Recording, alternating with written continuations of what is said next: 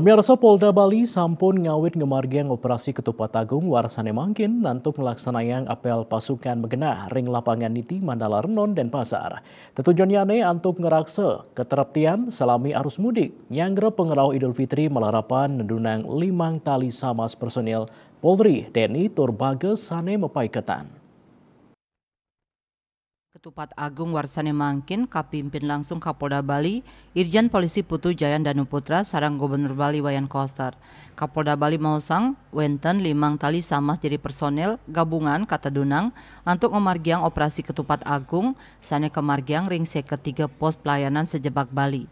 Pemargi operasi inucap wantah mesti kayang galah lebaran warsane mangkin sida memargi trepti tur antar. Rau mangkin wenten kali kena sane kaulengang inggih punika ring pelabuhan Gilimanuk mewah pelabuhan Padang Bay antuk nampenin arus pemudik. Asa punika talar Gubernur Bali Wayan Koster nguduhang majang para pemudik stata trepti mangdani kalah lebaran sida memargi antar.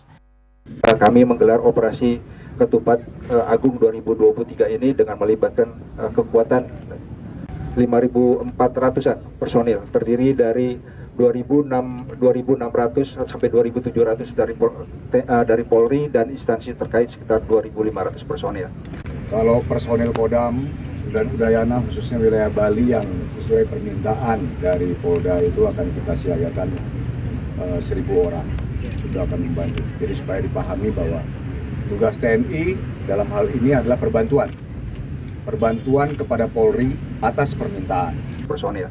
Amanat Kapolri sudah jelas. Saya kira pertama dilaksanakan oleh jajaran kepolisian bersama pemangku kepentingan lain, dan saya berharap para pemudik juga mengikuti ini dengan tertib dan disiplin sehingga alur lalu lintas pada saat mudik ini berjalan lancar.